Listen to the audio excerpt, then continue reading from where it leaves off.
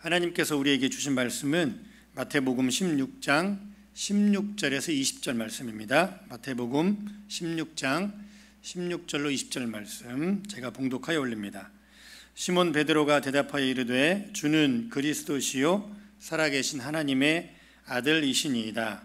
예수께서 대답하여 이르시되 바요나 시몬아 내가 복이 있도다. 이를 내게 알게 하니는 혈육이 아니요 하늘에 계신 내 아버지시니라. 또 내가 내게 이르노니 너는 베드로라.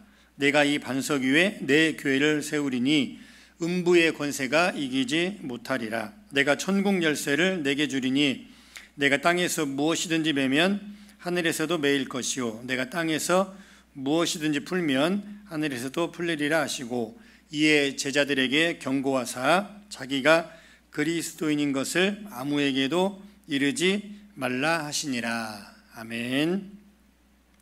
오늘 주어진 말씀 가지고 우리가 교회입니다. 오늘 주어진 본문 말씀 가지고 우리가 교회입니다 라는 제목으로 말씀의 은혜를 나누도록 하겠습니다. 코로나 바이러스 코비드-19 사태로 인해 많은 곳, 세계 여러 나라 많은 곳에 크고 작은 변화가 나타났습니다. 긍정적인 변화보다는 부정적인 좀 좋지 않은 변화가 더 많이 나타난 것 같습니다. 그 중에 가장 큰 문제는 다른 여러 가지도 있지만 어쩌면 먹고 사는 문제, 여러분 그렇죠? 경제 활동이 가장 큰 타격을 받은 것 같습니다. 미국만 그럴까요? 한국, 아마 세계 모든 나라들에서 먹고 사는 문제, 즉 경제 활동이 가장 큰 타격을 받은 것 같습니다. 실직자가 정말로 쏟아져 나왔습니다. 그리고 문을 닫는 그런 사업, 가게, 문을 접는 곳들이 그런 사업장이 여기저기 속출했습니다. 교회도 여러분 예외는 아니었습니다. 교회도 이런 비슷한 현상이 나타났습니다. 예배를 필두로 오늘 또 여러분 같이 함께 예배하지 못하고 이렇게 온라인으로 예배하죠. 예배를 필두로 교회의 많은 사역들, 크고 작은 많은 사역들이 중단되거나 멈추었습니다. 교회는 코로나 사태가 가져온 이런 위축된 이런 모습들, 이런 위축된 현상들을 지혜롭게 잘 헤쳐 나가야 할 것입니다. 우리 모두 함께 말입니다. 어떤 사람들은 코로나로 인해 유독 교회가 가장 많은 핍박, 또 가장 많은 어려움, 가장 많은 고난을 받았다고 그렇게 주장하기도 합니다. 왜냐하면 대면 예배, 현장 예배를 금지로 그 이유를 들고 있습니다. 좀 깊이 생각해 보아야 할 그런 주장 같기도 합니다. 과연 교회만 코로나로 인한 가장 큰 피해자라고 여러분 정말 그렇게 생각하십니까? 경제적인 문제로 인해 실직자들이 정말로 많이 나왔습니다. 그래서 정말로 현실적인 문제, 경제적인 문제란 먹고 사는 문제입니다. 그렇죠. 생계의 문제입니다. 돈의 문제이면서 그래서 수입이 엄청나게 줄었습니다. 한국의 어떤 뉴스를 보면 몇 개월째 수입이 제로인 그런 사람들도 정말 많습니다. 또 이뿐입니까? 코로나 바이러스로 인해서 죽어간 이 세상과의 삶을 달리한 정말 세계의 수많은 사람들 있습니다. 아마 우리 주변에도 있지 않을까 생각이 됩니다. 이분들을 위한 장례도 우리는 제대로 치르지 못했습니다. 또한 이뿐입니까? 교육계를 들여다보면 현장 교육 또는 수업 일수 이런 게 제대로 채워지지 않아서 많은 학생들이 혼란을 겪고 있습니다. 특히 대학 입시를 앞둔 입시생들, 그리고 대학 졸업을 앞둔 취업 준비생들, 이들에게는 정말로 미래의 불확실한 커다란 벽, 정말로 높고 큰 벽에 직면하게 되었습니다. 오직 교회만 가장 큰 피해를 받은 것 같지는 않은 것 같습니다. 우리가 이 사실을 먼저 같이 공감했으면 좋을 것 같습니다. 코로나 사태는 아직 종식되지 않았습니다. 백신도 완벽하게 개발되지도 않았습니다. 이런 시점에서 그 피해의 결과의 정도를 지금 섣불리 말하기란 좀 곤란하거나 어려운 것 같습니다. 어쩌면 이럴 때일수록 많은 사회와 또 국가가 혼란을 겪고 있는 또 어려움을 겪고 있는 이럴 때일수록 교회는 더 낮은 자세로 하나님의 뜻을 구하고 겸손한 자세로 예수 그리스도의 마음을 구해야 할 것입니다. 여러분에게 한 가지 질문을 드리고 싶습니다. 현장 예배, 그 다음에 대면 예배, 우리는 지금 제대로 드리지 못하고 있습니다. 이러한 지금의 상황에 대해서 여러분은 어떻게 생각하고 계십니까? 이렇게 생각하고 있지는 않습니까? 교회 다니지 못하고 있다고 생각하지는 않습니까? 아니면 주일 성수를 제대로 하지 못한다고 여러분 생각하십니까? 아니면 교회의 성도로서, 교회의 지체로서 그 위치, 그렇죠? 그 자리가 점점 희미해지고 퇴색해져 간다고 여러분 혹시 그렇게 생각하고 있지는 않습니까? 아닙니다. 여러분 그렇지 않다고 저는 자신 있게 여러분에게 말씀드리고 싶습니다. 왜냐하면 그렇게 생각하시는 분들의 대부분의 사고는 교회를 단지 건물로만 생각하기 때문에 그렇습니다. 우리 에덴교회 이런 건물, 높은 건물, 또 화려하고 웅장한 그런 건물로만 교회를 생각하고 있기 때문에 그런 생각을 하고 있는 것 같습니다. 여러분 교회는 단순히 정말로 이런 벽돌 건물, 그러죠? 이런 콘크리트 건물만을 의미한다고 생각하십니까? 그렇지는 않은 것 같습니다. 어떠한 책에 이런 글귀가 생각나 소개드립니다. 교회만 다니지 말고 교회가 되라. 여러분 이해되시고 공감이 되십니까? 저는 오늘 설교에서 교회를 건물, 그렇죠? 한 지역에 6번가에 세워진 이런 에덴교회 같은 이런 건물로만 국한하지 않고 교회를 저와 여러분, 우리가 곧 하나님이 세우신 교회이다 라는 전제로 오늘 이 밤에 하나님의 말씀의 은혜를 여러분과 같이 나누고자 합니다. 그래서 오늘 설교의 제목도 여러분 주보 보시면 우리가 교회입니다 입니다.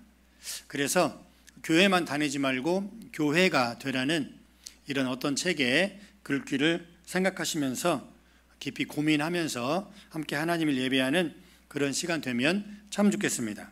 오늘 본문에서 예수님께서는 시몬 베드로를 향하여서 18절에 보니까 반석 위에 교회를 세우겠다고 말씀하십니다.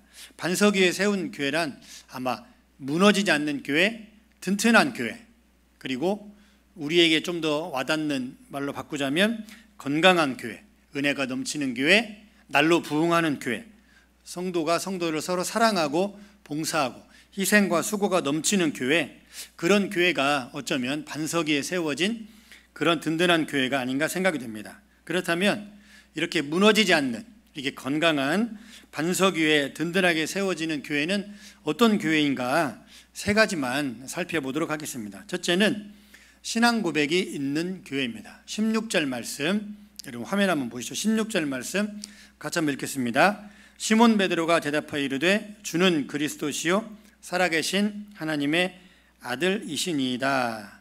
아멘. 여러분 마태복음 16장 16절은 너무나 유명한 말이죠. 베드로의 그 유명한 신앙 고백입니다. 베드로는 이런 신앙 고백을 예수님께 했습니다. 주는 그리스도시요 살아계신 하나님의 아들입니다 라고 고백했습니다. 이런 베드로의 고백을 예수님께서는 17절에 하나님의 아버지께서 너에게 베드로에게 알게 하셨다라고 재해석해 주시는 그런 모습도 나옵니다. 여러분 신앙 고백은 방향입니다. 굉장히 중요합니다. 신앙 고백은 하나님을 향한 방향입니다. 즉 내비게이션입니다. 지금이야 망망대해, 그러죠? 여러분 태평양, 대서양, 인도양 이런 엄청난 큰 망망대해를 가로지를 때 첨단 인공위성이 제공하는 그런 GPS 신호, 이거를 가지고 선박이 목적지를 찾아가지만 여러분 이런 첨단 과학에 발달하기 전에는 무엇이었죠? 나침판이었습니다. 물론 뛰어난 선장도 필요하지만 그러나 땅이 보이지 않는 이런 망망대해를 지나서 정확한 목적지에 도달할 수 있게 하는 것은 여러분 바로 나침판이었습니다. 나침판 화살표가 가리키는 곳으로 운항할 때 배는 정확하고 안전한 목적지에 도달할 수 있었던 것입니다. 여러분 교회도 마찬가지입니다. 교회도 분명하고 정확한 또 건강한 이런 신앙 고백은 교회인 저와 여러분, 우리가 앞으로 신앙해야 할, 앞으로 걸어가야 할 분명한 방향과도 같은 것입니다. 이렇듯 반석 위에 세워진 교회인 우리에게는 주는 그리스도시요 살아계신 하나님의 아들입니다 라는 이런 베드로와 같은 정확한 신앙 고백이 어쩌면 날마다 있어야 합니다. 이러한 정확한 신앙 고백 위에 세워진 교회가 바로 반석 위에 세워진 건강한 교회입니다. 여러분, 신앙 고백하면 딱 떠오르는 게 뭐가 있죠? 오늘 우리 3일밤 예배에도 가장 처음에 고백했던 사도신경입니다. 그렇죠? 신앙 고백하면 아마 많은 분들이 사도신경을 떠올릴 것입니다.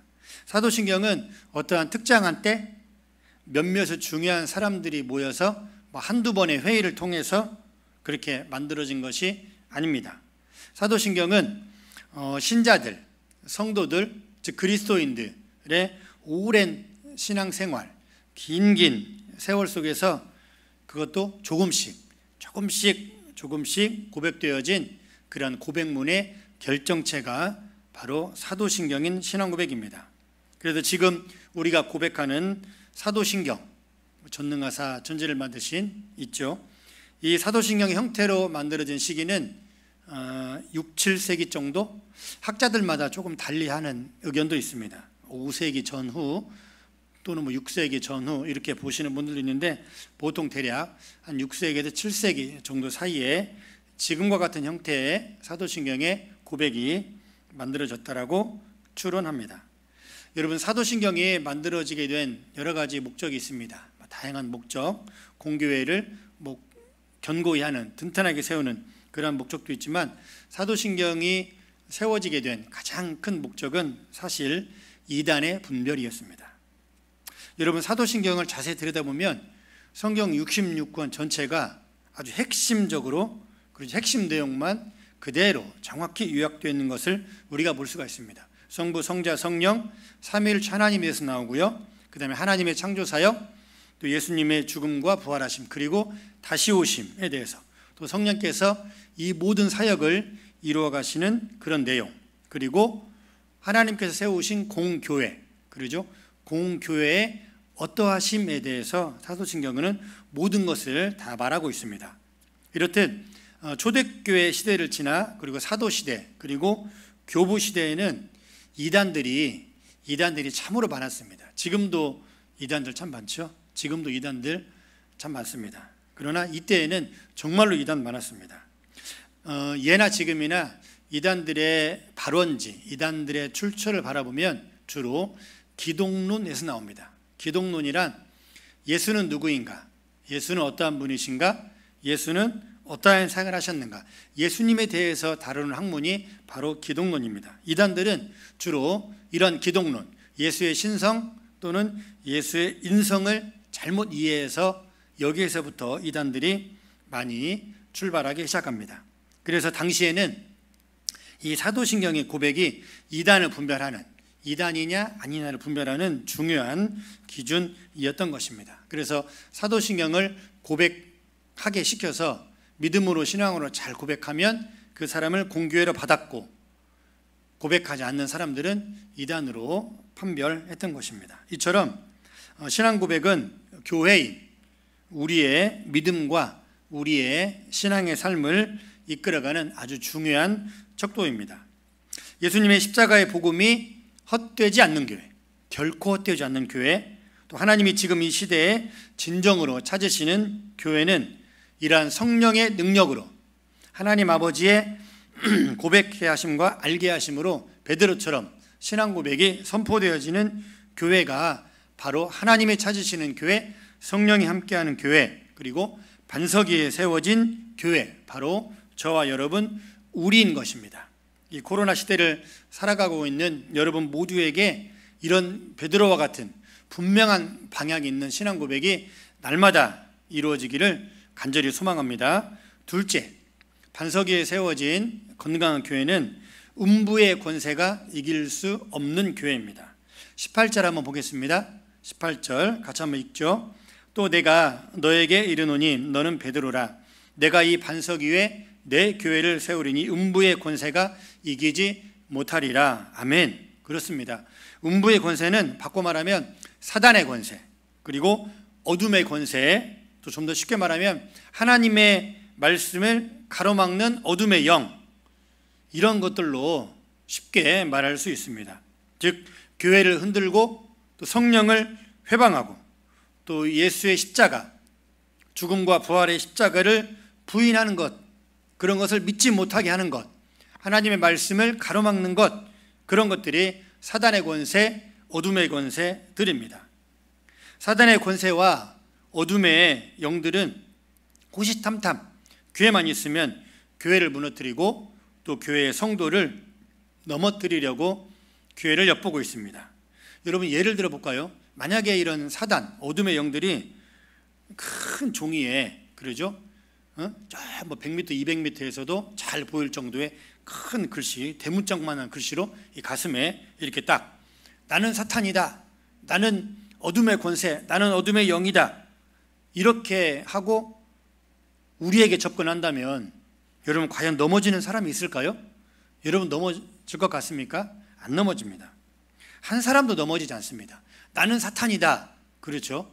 그렇게 교회에 접근한다면, 그렇게 성도들에게 접근한다면 한 명도 안 넘어집니다.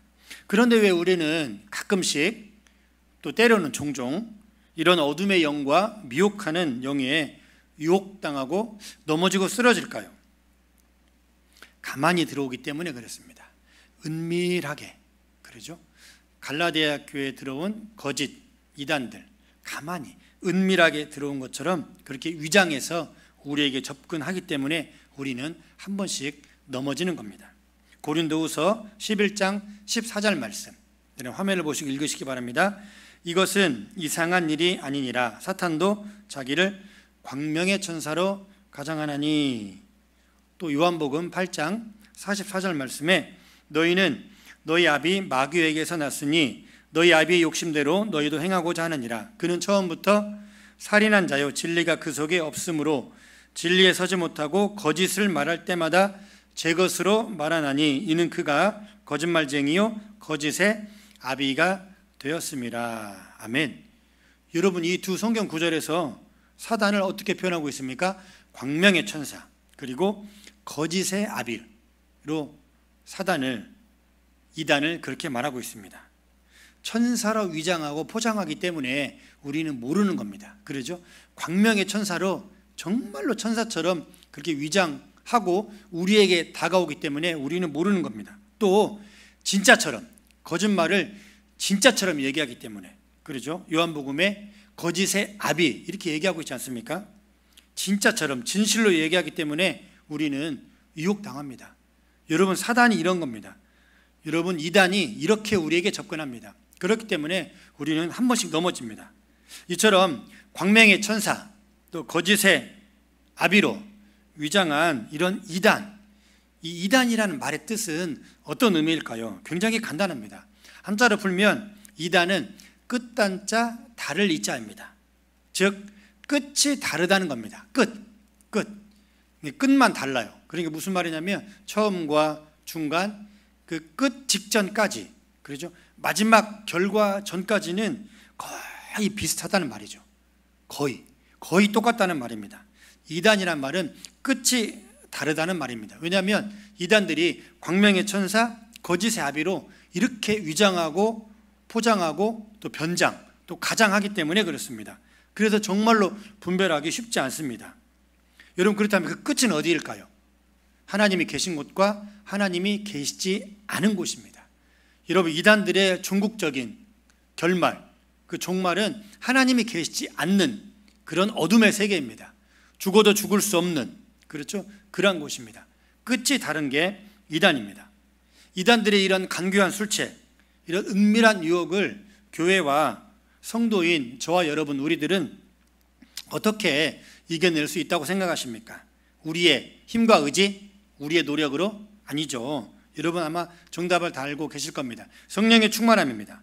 성령의 충만함과 이런 성령의 충만한 도우심으로 말미암아 우리는 이런 어둠의 영, 사단의 영에 유혹을 능히 물리칠 수 있는 것입니다.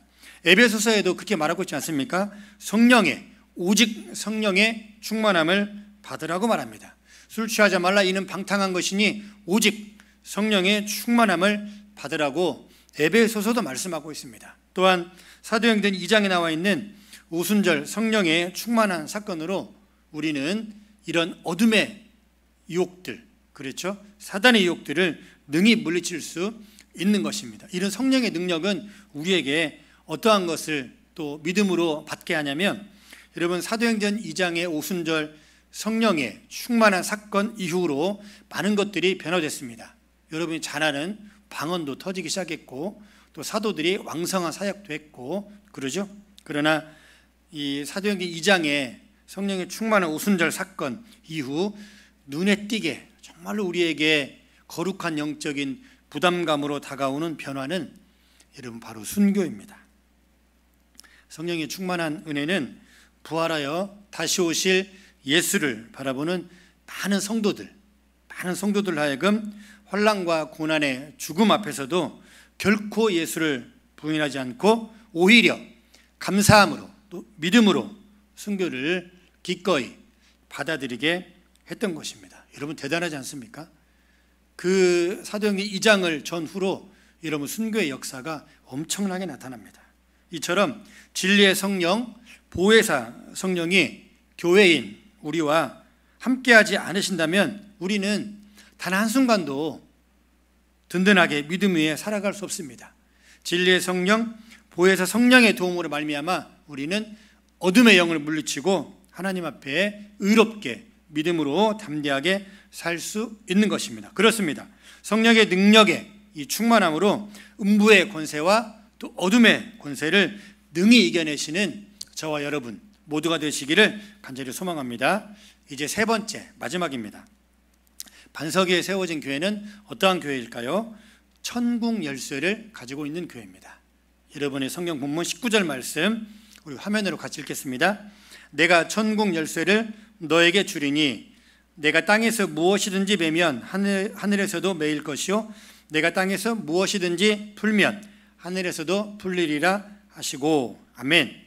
여러분 반석 위에 세워진 교회는 세 번째는 천국 열쇠입니다.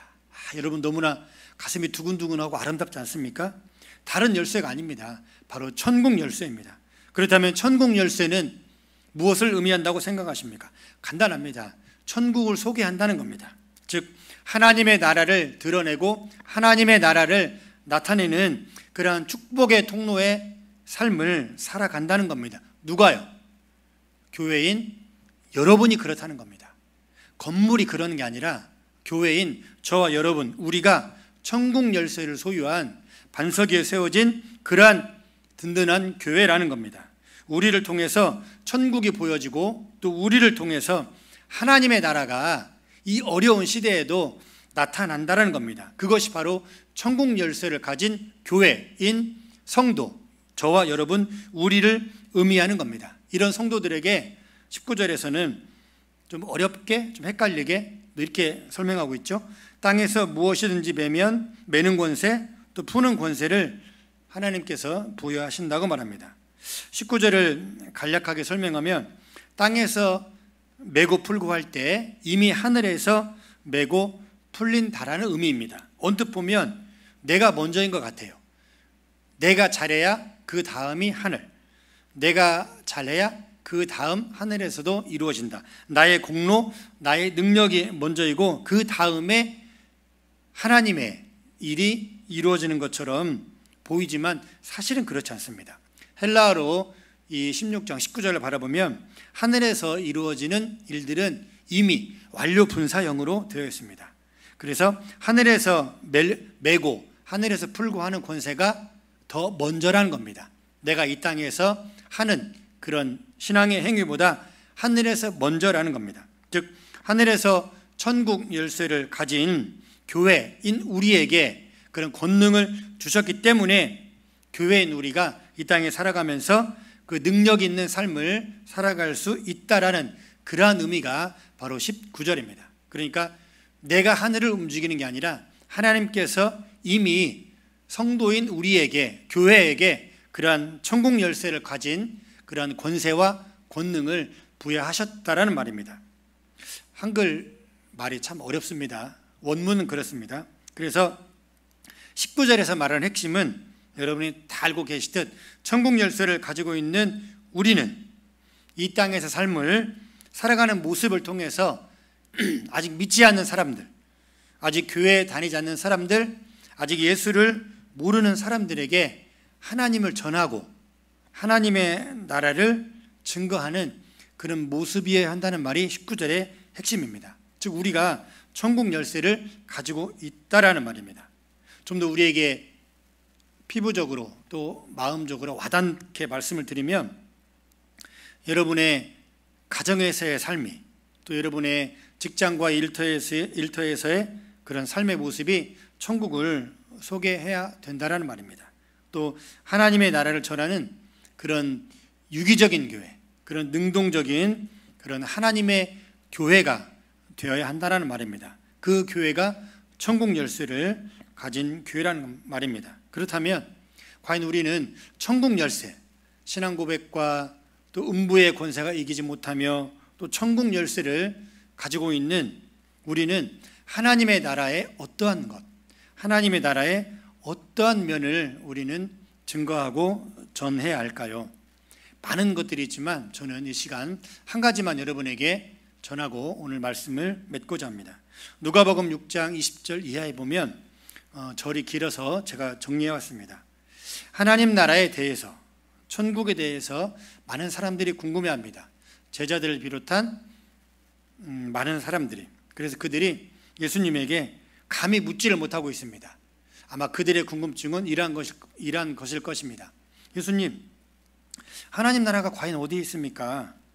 또 언제 하나님의 나라가 임하죠? 또 하나님의 나라는 그렇다면 과연 어떻게 들어가고 누가 들어갈 수 있습니까? 이러한 궁금증이 예수를 따르는 많은 사람들, 또 예수를 따르는 제자들에게 있었을 것입니다. 그렇게 해서 너무나 궁금해서 물을까 말까 이렇게 고민하는 그러한 사람들을 향하여서 예수는 이렇게 말씀하십니다. 하나님의 나라는 지금이라고 말씀하십니다. 지금 줄인 자에게 하나님의 나라가 임한다라고 합니다. 지금 우는 자에게 하나님의 나라가 너희의 것이라고 누가복음 6장 20절 이하에 보면 예수님께서 자세히 설명합니다. 그렇습니다.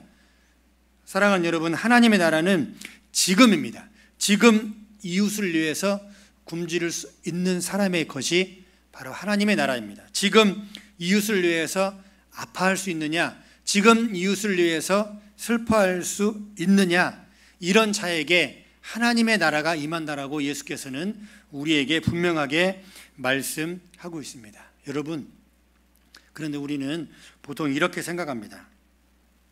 내가 좀 더 준비가 되면, 그때 되면 제가 하겠습니다. 제가 성경을 많이 모르니까 성경을 더 알면 그때 가서 더 봉사하겠습니다.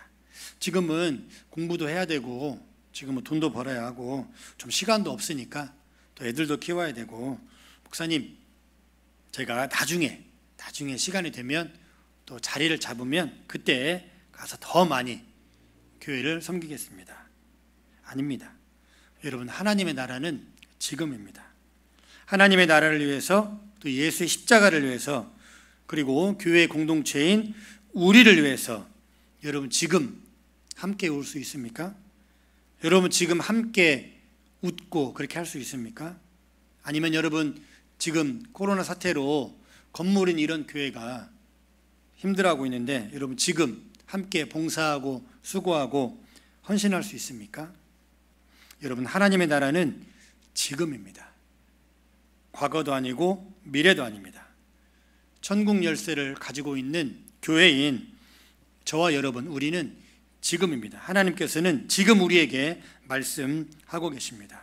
그래서 교회는 여러분 단순히 서두에 말씀드렸듯이 건물만을 가리키지 않습니다. 건물 안에서 함께 모여서 대면 예배하고 현장 예배 이런 것은 못하지만, 그렇다고 여러분 한 번 더 묻겠습니다. 교회가 문을 닫았습니까? 여러분, 교회가 이제 끝났습니까? 어쩌면 교회가 문을 닫았다고 생각하는 사람은 단지 교회를 건물로만 생각하고 있기 때문에 그런지도 모르겠습니다. 그러나 교회는 역사 이래로 문을 닫은 적이 단 한 번도 없다는 사실입니다. 왜 그럴까요? 교회는 또한 지금도 항상 유기적으로 움직이고 문이 활짝 열려 있습니다. 왜 그럴까요? 저와 여러분이 바로 교회이기 때문에 그렇습니다. 여러분, 교회는 건물만이 아닙니다. 여러분이 교회입니다. 자녀들과 함께하는 여러분의 가정이 바로 교회입니다. 여러분이 일하는 일터와 직장이 바로 교회입니다. 자녀들이 공부하는 학교와 또 온라인 수업, 그 현장이 바로 하나님이 세우신 교회라는 것입니다. 생각을 넓혀야 합니다. 또 사고를 달리해야 합니다. 여러분에게 분명히 말씀드리는 것은 코로나 바이러스 코비드-19 사태로 인해서 교회는 결코 닫혀있지 않았다는 것입니다. 교회는 결코 문을 닫은 적이 한 번도 없다라는 것입니다. 사랑하는 에덴교회 성도 여러분, 우리 교회만 다니지 말고 우리가 교회가 되면 참 좋겠습니다. 이러한 은혜가 여러분 삶 가운데, 여러분 가정 가운데, 여러분 일터 가운데 넘쳐나시기를 우리 주님의 이름으로 진심으로 축원합니다. 아멘. 제가 기도하겠습니다. 하나님 감사합니다. 우리가 교회입니다 라는 제목으로 말씀의 은혜를 나눴습니다. 하나님, 교회는 그 어떠한 상황 아래서도 결코 갇혀있지 닫혀있지 않다라는 사실을 배웠습니다. 하나님, 우리가 교회입니다. 우리의 신앙 고백 있게 하시고, 교회인 우리가 음부의 권세 아래 굴복당하지 않게 하시고, 교회인 우리가 천국 열쇠를 가지고 있는 그러한 교회로 세워지기를 간절히 소망합니다. 에덴교회에 속한 모든 성도들과 그의 가정을 지켜주시고, 에덴교회를 통하여서 또 에덴교회에 속한 모든 성도들을 통하여서 영광 받으실 하나님을 영원토록 찬양하며 예수님의 이름으로 감사하며 기도드립니다. 아멘.